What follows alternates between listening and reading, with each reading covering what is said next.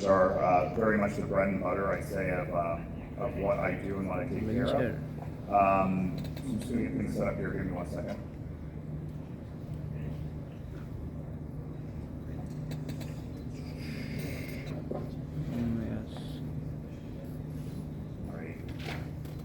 So, update on KTP lasers, technique, safety outcomes. I think this should be more titled KTP laser and blue light laser, and I know this was discussed by Dr. Lynn today a little bit as well, so there may be some overlap here. However, it's an important topic to consider and to realize one thing, that specifically the KTP laser is sort of going out of phase. So this is a lot to cover. I only have about 15 minutes or so to talk about things, so I will try to keep things brief and to the point and concise. Unfortunately, as I mentioned before, the KTP laser, especially the Aura, is no longer being manufactured, so it's phasing out. So for that reason, we've had to find another number of other options for our endoscopic laser surgery, and the blue light laser has sort of risen to the top. But we'll compare blue light versus KTP later on today. In terms of our outline, we'll talk a little bit about the history of the laser. We'll talk about some of the studies, the newer studies that evaluate its efficacy in terms of cancer. We'll talk about how the technique works and what's been reviewed previously. We don't want to spend too much time on that. And then we'll talk about, like I said before, the blue light versus the KTP. And then finally, we'll talk about the KTP and sort of novel applications, specifically for STAR. So the evolution of the KTP laser would not be, and this discussion of the evolution would not be complete without a discussion of the CO2 laser. So the CO2 laser has been around for decades. It's been used since 1972 and came into being in the 1960s. The first person to use it in the larynx was Gezi Yako, and he and Stuart Strong and Charles Vaughan were the first to pioneer this at Boston University in the 70s. The CO2 laser allowed for precision. It allowed for simultaneous excision as well as coagulation, something that was unheard of beforehand. But you all know this. This is Gezi Yako. He's one of my mentors. There's a line of sort of people that I revere and people that I look up to that sort of have really changed the face of what we do in laryngology. So Gezi Yako pioneered this in the 60s. And then Charles Vaughan and Stuart Strong really made something of this in the 70s. They sort of handed down the baton to my fellowship mentor and Dr. Anisur's fellowship mentor, Stephen Zeitels. And this is Dr. Zeitels with Dr. Strong back in the early 2000s. Dr. Zeitels utilized the CO2 laser primarily, but then also developed the new KTP laser in the early 2000s, which has sort of become the workhorse for dysplasia cancer and papilloma since that time. And then recently more, as you all are aware, the blue light lasers come into being. So, whereas the CO2 laser is a cutting laser, which has a chromophore of water that allows it to burn sort of indiscriminately, it's not as selective as the KTP laser. And for that reason, it can tend to cause a little bit more scarring and can cause a little bit more ablative effects and thermal injury to the vocal folds. Additionally, the technique that was initially described by Steiner was a technique to cut through, bisect cancer, and then cut margins around the cancer, which led to a significant deficit, you see here, in the surgical defects. That led to voice outcomes that were not as strong as, say, radiation at the time. So early studies that were evaluating radiation versus CO2 laser defects demonstrated a slight predilection or preference for radiation over CO2 laser. This is the absorption coefficient for a KTP laser, and you can see that the KTP is absorbed at a wavelength of 532 nanometers, which is green light, and it's absorbed by oxyhemoglobin primarily. PDL, which is a pulse dye laser, is absorbed here at 585 here, and then the blue light, as you know, is 445. And so this is all reviewed more for our junior colleagues than for some of the senior colleagues, but it's important to acknowledge what the KTP did that was different. So what it did, it was able to target and it was able to selectively ablate and photoangiolize vascular aberrancy and vascular abnormality in diseased, dysplastic, or cancerous tissue. So it uses a distinct intrinsic pattern of vascularity for tumor or dysplasia, and it has this selective process that's able to not only ablate the disease, but also treat the underlying contribution to it. So this process, one more thing, furthermore, the concept of angiolysis and angiogenesis was sort of made notable by Gina Folkman in the 1970s, and the KTP laser attacks and targets this tissue, and it targets this very specific aspect of cancer growth that we see. So the first, going back in time, the first study that looked at the safety of the KTP laser and sort of the ideal wattage and the ideal pulse width to use was the CAM model that was pioneered by one of my other teachers, Jim Burns. This was performed in 2008. The initial studies used what's called the chicken chorioamniotic model, which basically uses a fertilized chicken egg with the shell unroofed to identify blood vessels that mimic the vocal fold quite well. As you can see here, there are a number of various blood vessels with a background that's clear, so the laser is able to selectively ablate the blood vessels specifically.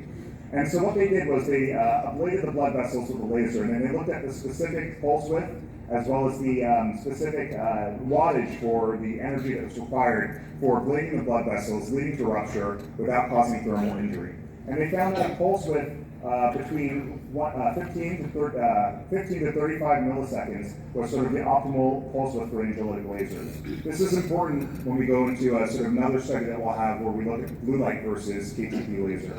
Additionally, it found that this process really was dependent on the ability to cool the tissue. So it wasn't just ablating the tissue and then going through it. It was ablating and allowing it to cool, which allowed for that selective effect that was more sort of that was more targeted towards cancerous and dysplastic tissue. And then finally, continued heating of extravasated blood, so blood that leaked out of the capillaries that then was hit with the laser, caused significant thermal damage in the CAM model. So those are all things that were kind of set the groundwork for why we do what we do nowadays. And it also is important and has implication for the blue light laser, which is slightly different. Finally, looking at the pulse width, 15 to 30 milliseconds was the ideal pulse width to sort of get the greatest differential between cooked and uncooked, or cooled and uncooled vasculature. And this is sort of this red zone of where we sort of want to land based on that paper that was done.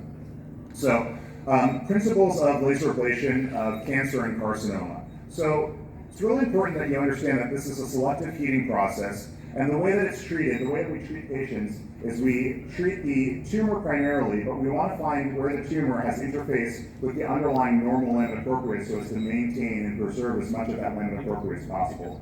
It always starts with an injection, again, to pop the tumor off of the underlying ligament if it's attached or if it's involved, or to potentially give yourself extra working space between ligament and epithelium, or diseased epithelium.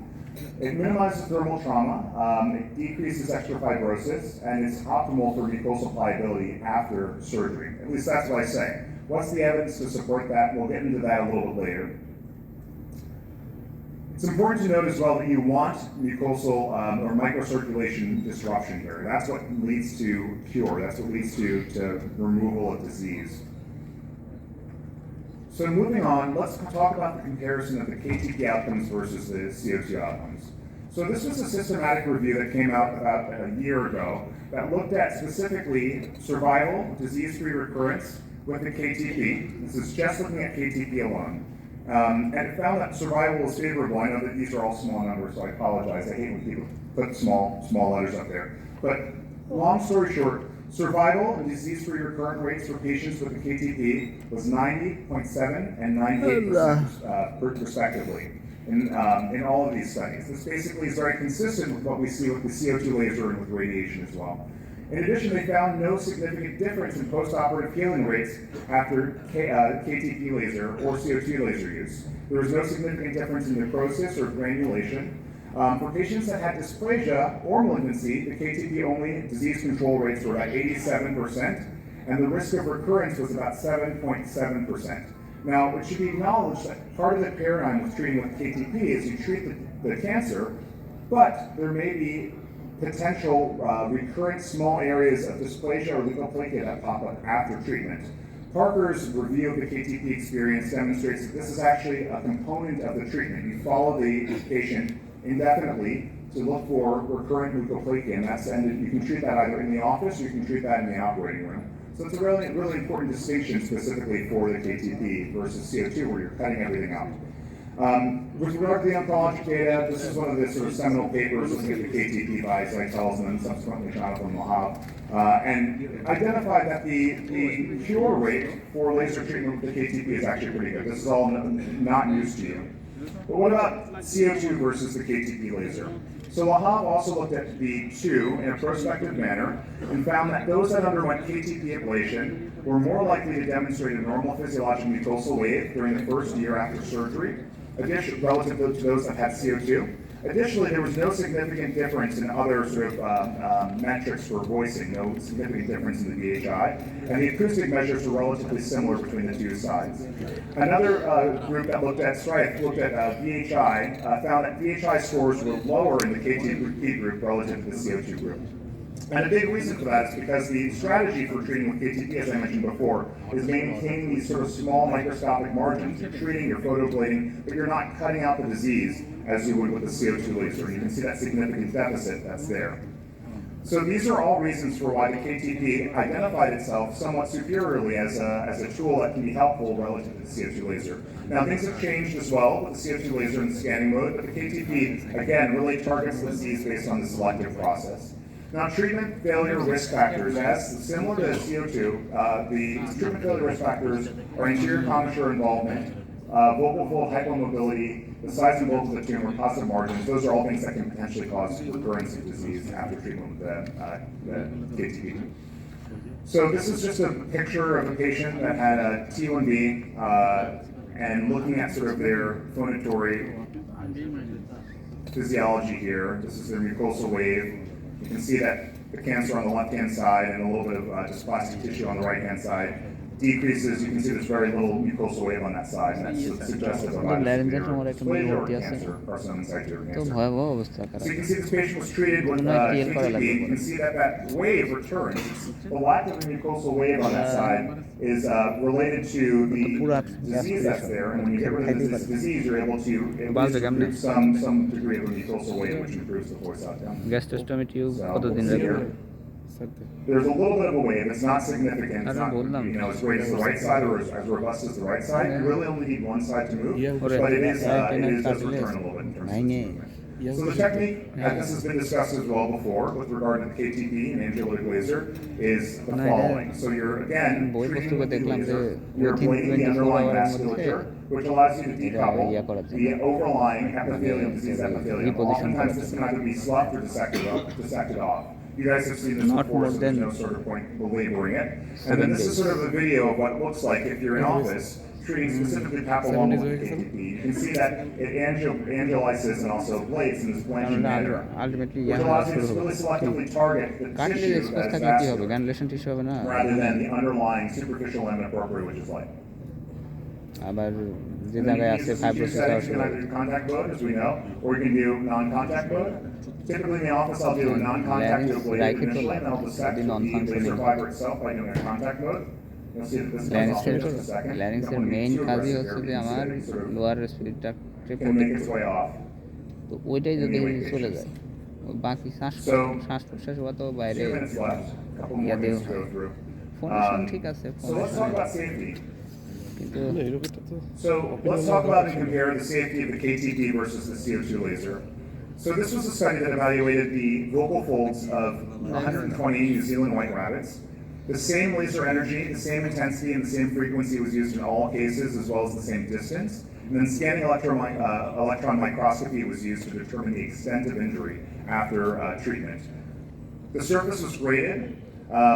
Acute injury ratio and laminar propria ratio was all evaluated, and there was no real significant difference between KTP and CO2, but there was a significant difference between both the KTP and CO2 option and then the chromium option. Again, no significant difference between these two in terms of the significant acute injury grade or ratio. Then finally, they looked at the glottal gap, so the ability of the vocal folds to get sort of displaced and then return to the sort of normal orientation with a puff of air, and found that there was no significant difference between KTP and CO2 in that group as well. So that's it's helpful to know that both CO2 and KTP are safe options for the vocal folds. Regarding blue light and the angiolytic effect, they tried to repeat this group out of Korea tried to repeat the same CAM model that was performed by Dr. Burns, looking at blue light laser versus KTP laser to determine where the ideal ratio was in terms of ablation versus rupture rate. And they found that using a smaller wattage and a higher pulse width yielded relatively the same results in terms of decreasing the amount of rupture rate that patients had with either the blue light or the KTP laser, and they found there was a significant difference that was there. The one thing I'll point out though is that they had to, like I said before, decrease the wattage significantly and increase the pulse width. What that does is, if you remember, it decreases the amount of cooling time that patients have, which can potentially also cause more thermal injury and cause more sort of collateral issues. So I think the jury is still out on blue light versus KTP, and this is sort of an evolving picture that we'll see in the future about how this fits into what we're planning on using the blue light laser for and whether or not it really helps. The one other thing I'll say is that the blue light laser in the United States does not allow for a higher wattage. You are limited and capped at 10 watts versus here, or the arc laser, you're able to get a little bit higher. So I think that that's one thing that we'll have to wait for with the FDA. Finally, a novel use of the KTP laser, and I know I'm almost out of time. A novel use of the KTP laser has been the use of laser for scar softening. This was also discussed by Dr. Lin. And there's actually pretty strong evidence to suggest using it at a continuous mode and ablating and blanching the epithelium or the medial surface of the cords can actually decrease the amount of fibrosis that exists in the vocal folds themselves. The fiber tip in close contact can help to soften the scar and can help to lead to improvements in the pliability and thus the voice in patients that have significant scarring after cancer ablation or cancer surgery. So that's all I have. Apologies for going over a little bit more. The horizon's bright. There's a lot of promise and hope on the horizon, specifically with regard to our lasers. It's just probably we're leaning more towards the blue light rather than towards the KTP because of that issue. So thanks so much, guys, and I appreciate you letting me talk. Thanks.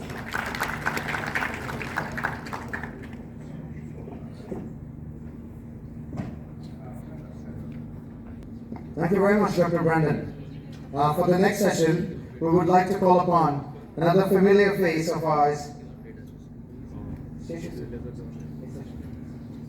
the very famous teacher from Kolkata, Dr. Amitav Rai Chaudhary sir, to please come up and shed some light on a very challenging topic as Salka's vocalist.